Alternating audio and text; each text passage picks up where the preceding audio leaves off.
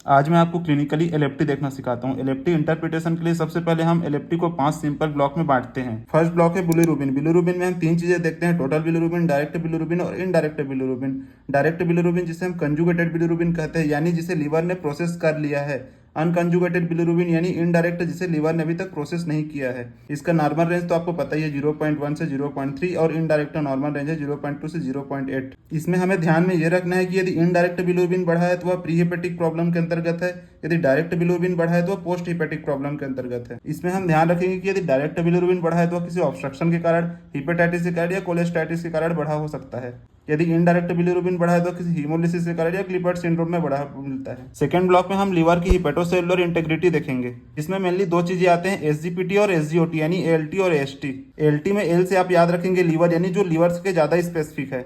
SGOT जो liver specific होने के साथ या हार्ट और मसल स्पेसिफिक भी होता है। इसमें मोस्ट इंपॉर्टेंट आता है क्लिनिकल सिनेरियो, जिसमें हम एसजीओटी और एसजीपीटी का रेशियो देखते हैं। यदि एएलटी एएसटी से ज्यादा हो, यानी एसजीओटी एसजीपीटी रेशियो 1 से कम हो, तो मोस्ट प्रोबेबली वायरल हेपेटाइटिस और फैटी लिवर की कंडीशन में होता है।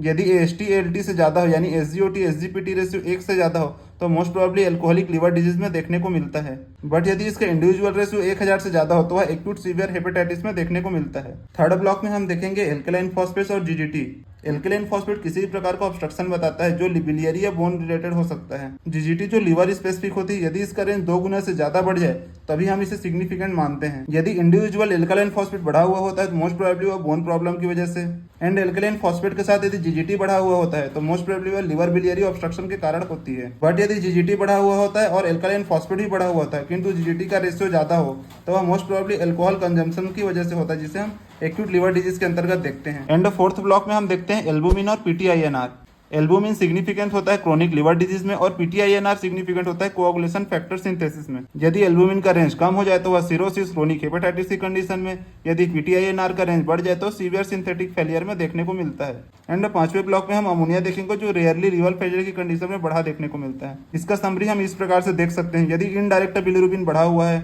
तो हीमोलाइसिस या क्लिपर्ट सिंड्रोम की कंडीशन में, यदि डायरेक्ट बिलिरुबिन बढ़ा हुआ है तो और किसी प्रकार का ऑब्स्ट्रक्शन जैसे स्टोन या ट्यूमर की कंडीशन में, हेपेटाइटिस की कंडीशन में हो सकता है। एएलटी एएसटी से ज़्यादा हो, दोनों बढ़ा हुआ हो तो वायरल हेपेटाइटिस की कंडीशन में, जिसका रेशियो 1 से कम होता है। यदि एएसटी बढ़ा हुआ होता है, एएलटी से ज़्यादा होता है किंतु, तो वह एल्कोहल हेपेटाइटिस की कंडीशन में, जिसका रेशियो 1 से ज़्यादा होगा।